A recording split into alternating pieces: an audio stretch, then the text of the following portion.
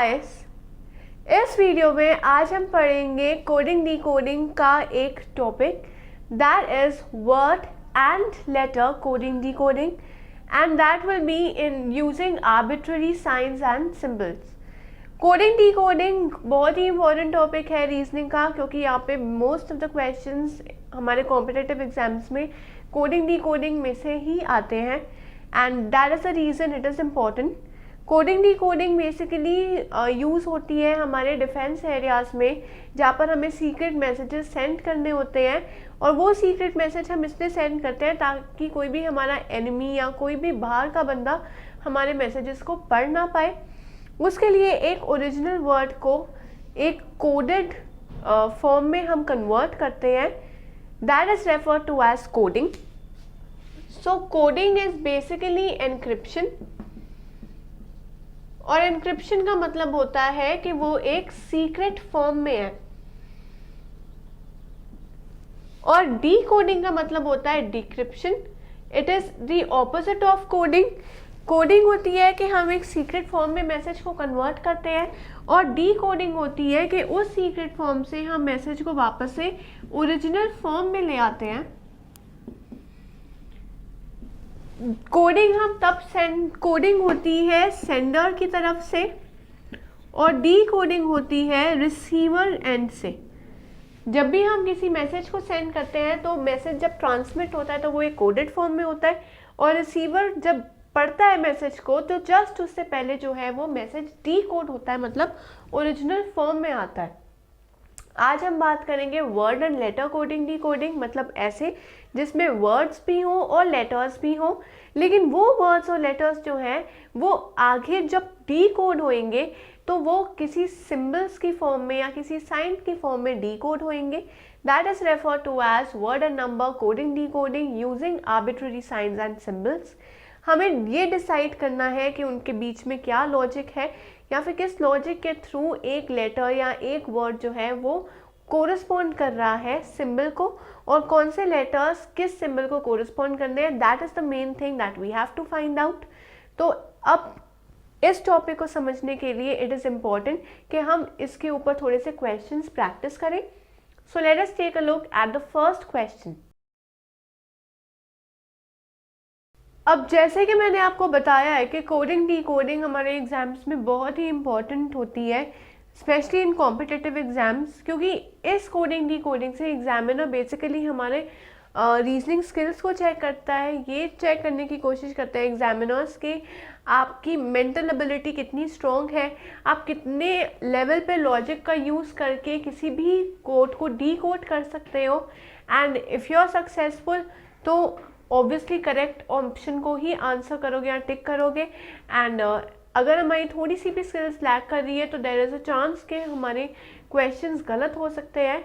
So I suggest you to practice more and more on the topic of coding decoding, क्योंकि ये one of the main topics है reasoning का। और ऐसे questions को attempt करने के लिए आप रजिस्टर कर सकते हैं हमारे ऑनलाइन पोर्टल पे, दैट इज़ www.abhyasonline.in। रजिस्टर करने के बाद आप किसी भी एक टॉपिक को चूज़ कीजिए। जैसे आज हम कोडिंग डिकोडिंग पढ़ रहे हैं तो कोडिंग डिकोडिंग के टॉपिक को चूज़ कीजिए और उसके क्वेश्चंस अटेम्प्ट कीजिए, ताकि आप खुद को एनालाइज कर पाओ कि कोडिंग डिकोडिंग में ही ऐसे कौन से टॉपिक्स हैं जो आपके स्ट्रॉन्ग हैं, कौन से ऐसे टॉपिक्स हैं जो अभी भी वीक है, जिनके ऊपर हमें और प्रैक्टिस करने की ज़रूरत है। क्योंकि जब तक हमें अपने वीक एरियाज पता नहीं लगेंगे हम उनके ऊपर इम्प्रोवाइज नहीं कर पाएंगे, और जब तक हम इम्प्रूव नहीं करेंगे हमारे अच्छे मार्क्स हम स्कोर नहीं कर पाएंगे in our exams. So the key to success is to keep practicing more and keep learning the things that we are unaware of. तो रजिस्टर कीजिए और please attempt the papers regularly.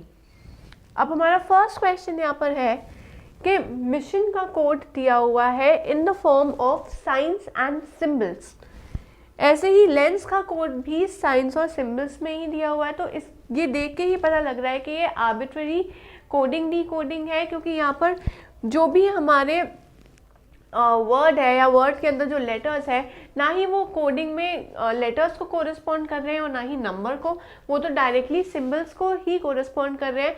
तो हर letter के corresponding एक specific symbol है।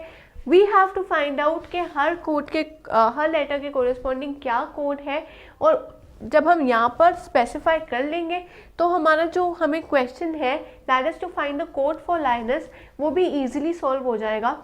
तो पहले हम चेक करते हैं मिशन को।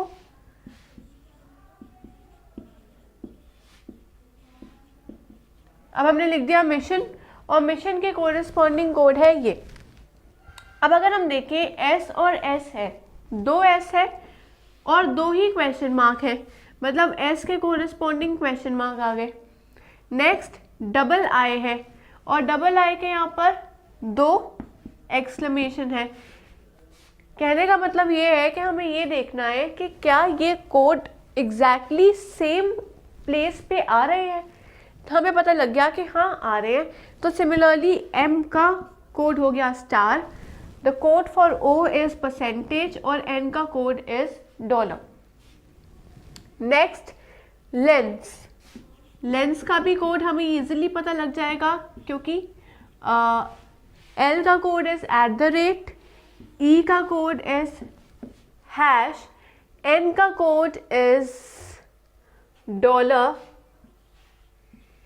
And the code for S is question mark, right, क्योंकि एस का यहाँ पर कोड क्वेश्चन मार्क है। अब हमें चेक करना है कि लाइनस का कोड क्या है। इसमें हम लाइनस का कोड इजीली डिराइव कर सकते हैं, क्योंकि just our role is to merge these two. जो अगर एल है तो हमें सर्च करना है क्या मिशन में एल है, नहीं है, क्या लेंस में एल है, यस ऑफ कोर्स, और एल के कोरिस्पॉन्डिंग कोड है @, तो यहाँ पर भी हम @ लिख देंगे। ऐसे ही आई का कोड है exclamation, the code for O is percentage, N का कोड है डॉलर। अब मिशन में ई कहीं नहीं आ रहा, तो हम लेंस में चेक करेंगे। लेंस में ई के कोरिस्पॉन्डिंग कोड है हैश, तो यहाँ पर हैश प्रोवाइड कर देंगे। और यहाँ पे मिशन में कोड है क्वेश्चन मार्क, तो लाइनस में भी दो क्वेश्चन मार्क आ जाएंगे।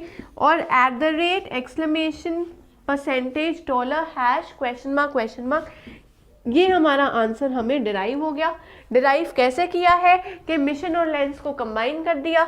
जो जो लेटर्स हमें जिस जिस वर्ड में मिल रहे हैं उसके कोरिस्पॉन्डिंग हम कोड चेक करेंगे, जो हमें कोड दिखेगा वही हम उसके कोरिस्पॉन्डिंग लिख देंगे और आंसर हमें ईजिली डिराइव हो जाएगा। तो अगेन सॉल्व करना बहुत ईजी है अगर हमें लॉजिक समझ आ जाए। जो भी लॉजिक होएगा वो हमने अपने क्वेश्चन में अप्लाई कर देना है और उसके कोरिस्पॉन्डिंग कोड हमें इजीली प्रोवाइड हो जाएगा। This is question number 1। Let's take a look at question number 2। So now this is question number 2।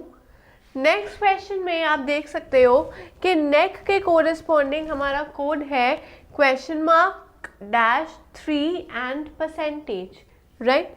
अब प्रॉब्लम यहाँ पर ये आ गई है कि पहले में हमने पढ़ा था कि सारे थे कोड्स और उन कोड्स में थे सिंबल्स एंड साइंस। अब हमारे पास है symbols as well as number. तो कुछ कोड के आई कैन से कुछ लेटर्स के कोरिस्पॉन्डिंग सिंबल्स हैं और कुछ लेटर्स के कोरिस्पॉन्डिंग नंबर्स हैं।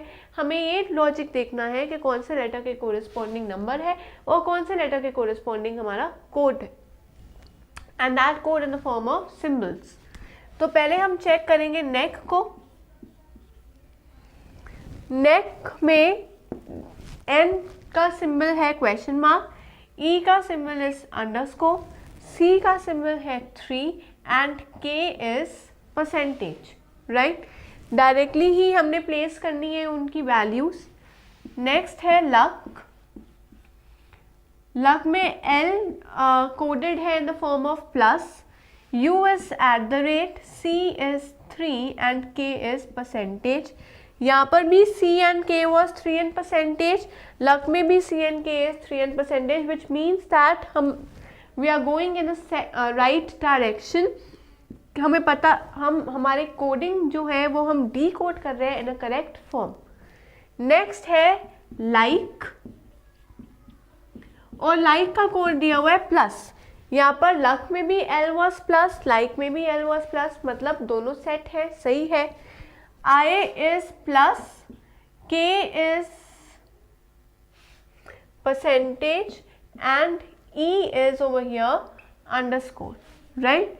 तो हमें पता लग गया यहाँ पर भी ई अंडरस्कोर था, इधर भी ई अंडरस्कोर है, मतलब करेक्ट जा रहे हैं हम। नेक्स्ट है कि हमें कोड फाइंड करना है नाइस का। अब अगर यहाँ पे हमें लॉजिक समझ आ गया कि किस लेटर के कोरिस्पॉन्डिंग क्या कोड है या क्या सिंबल है, तो हम नाइस का भी इजीली डिराइव कर देंगे कोड।